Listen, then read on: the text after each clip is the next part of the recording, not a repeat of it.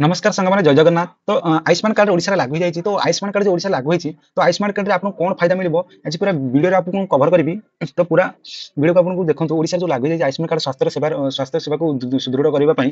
तो सेते पई आपन देखंतु आपन हमर मुख्यमंत्री मोहन माझी ए प्रकार योजना ओडिशा रे लागू कर दैछन्ती। तो जो आयुष्मान कार्ड रे आपन कि प्रकार कोन फायदा मिलबो पूरा वीडियो इन्फॉर्मेशन जणेबी। तो वीडियो को पूरा लास्ट को एंड पर देखंतु फर्स्ट एंड पर देखंतु और चैनल आपन जदि नुआ अछंती एक सब्सक्राइब कर देंतु और कमेंट अछि कोन इशू पर क्वेश्चन अछि कमेंट कर देंतु। आपन को ए क्वेश्चन आपन आंसर मैं देबा ट्राई करबी। देखंतु जो प्रकार आयुष्मान कार्ड जो आरंभ हो तो आपन एथरे कौन सुविधा मिलबो और कौन फायदा मिलबो पूरा वीडियो इन्फॉर्मेशन जणेबी। तो चलन आज वीडियो स्टार्ट करबा।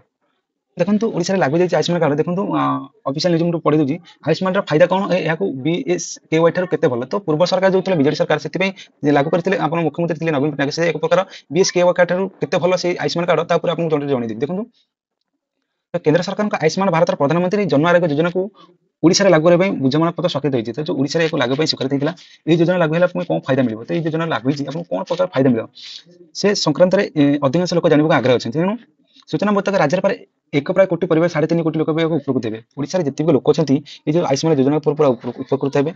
आ देखंतु राज्य योजना गोपबंधु आरोग्य और केंद्र आयुष्मान भारत मिसी प्रकार कार्ड दिया। तो यही प्रकार जो कार्ड राज्य योजना गोपबंधु आरोग्य और केंद्र आयुष्मान भारत नीति जोगा दिया।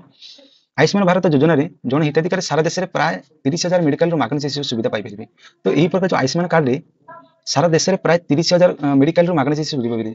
आम देश आम राज्य में जितकी प्रकार मेडिकल अच्छी एथिरे पूरा सारा देश में ये आयुष्मान कार्ड रे आपन प्राय 30,000 मेडिकल मागणी चिकित्सा पाई परिबे। सुविधा हमको जणै दूची भले देखंतु और विजु स्वास्थ्य कल्याण योजना बीएसके रे 900 अधिक हॉस्पिटल स्वास्थ्य मिलता। तो आगुरी जो कार्ड थिला 9,900 अधिक हॉस्पिटल या सेवा मिलता। बीएसके कार्ड मध्य 96.5 लाख परिवार चिकित्सा खर्च सरकार निज पांठि वहन करते। तो ये जो बीएसके कार्ड रे 96.5 लाख पर्यंत ए प्रकार खर्च सरकार निज पांठि वहन करते।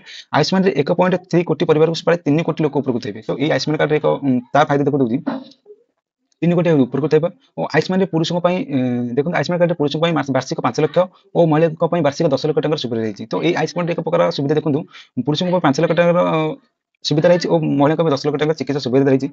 बीएसकेवाई एक अधीन सुविधा मिलता। तो आयुष्मान योजना रे 1949 पैकेज सह मेडिकल को डिस्चार्ज पर्यंत 15 दिन पर्यंत मेडिसिन सुविधा मिली और डाक्तरी परीक्षा चिकित्सा और परामर्श सब मागणार क्लिनिक और लाइब्रेरी इन्फॉर्मेशन खर्च मागण कर। तो ये गुरुत्व सामिल कराई। तो ये जो आयुष्मान कार्ड बहुत प्रकार सुविधा मिल जाव।